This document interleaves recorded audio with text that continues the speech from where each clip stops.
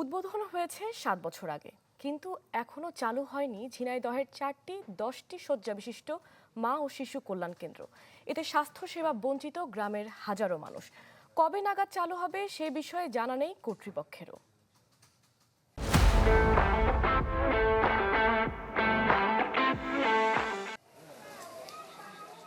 ঝিনাইদহের শৈলকুপা উপজেলার প্রত্যন্ত গ্রাম দুধসর। 2018 সালে 10 শয্যা বিশিষ্ট মা ও শিশু কল্যাণ কেন্দ্র নির্মাণ করে স্বাস্থ্য ও পরিবার কল্যাণ মন্ত্রণালয়, কিন্তু জনবল নিয়োগ না হওয়ায় আজও চালু হয়নি প্রতিষ্ঠানটি। ফলে চিকিৎসা সেবা থেকে বঞ্চিত হচ্ছেন সাধারণ মানুষ। হাসপাতালে কিছুই পাওয়া যাচ্ছে না, ওষুধ নেই, কিছু নেই। একটা রোগী আসলে ট্রিটমেন্ট হচ্ছে না, কিছু নেই, হচ্ছে না। কোনো ডাক্তার নেই, কোনো নার্স নেই, মানে যা আছে সেগুলা দিয়ে হচ্ছে না। এখানে কোনো ডাক্তার নাই বলে নর্মাল ডেলিভারির জন্য কেউ আসতে চান না, কোনো যন্ত্রপাতিও নাই। একই অবস্থা সদর উপজেলার দক্ষিণ কাষ্টসাগরা, কালীগঞ্জ ও কাচেরকোল গ্রামে নির্মিত স্বাস্থ্যকেন্দ্রগুলোর। এত বছরেও চালু না হওয়ায় নষ্টের পথে মূল্যবান যন্ত্রপাতি ও আসবাবপত্র।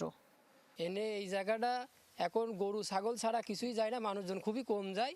হাসপাতালটা যে উদ্দেশ্য হয়েছে সেভাবে হচ্ছে না, তার কারণ এখানে কোনো ডাক্তার নেই, নার্স নেই। অনেক রোগীরা এখানে আসে, কিন্তু ডক্টর না থাকায় তারা সবাই শহরমুখী হয়ে যাচ্ছে।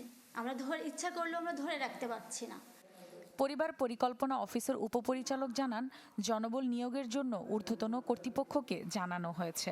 কবে নাগাদ চালু হবে সেই বিষয়ে অনিশ্চিত এই কর্মকর্তা। তাড়াতাড়ি হয়তো আমরা পাবো না, কিন্তু আমরা আশা করতেছি যে আগামী হয়তো 2-1 বছরের মধ্যে আমরা পূর্ণ মাত্রায় জনবল পেয়ে যাব এবং তখন এই কেন্দ্রগুলা পুরোপুরি তার সেবা কার্যক্রম চালাতে পারবে। প্রতিটি স্বাস্থ্যকেন্দ্র নির্মাণে খরচ হয়েছে সোয়া 5 কোটি টাকা। Desk report, channel 24।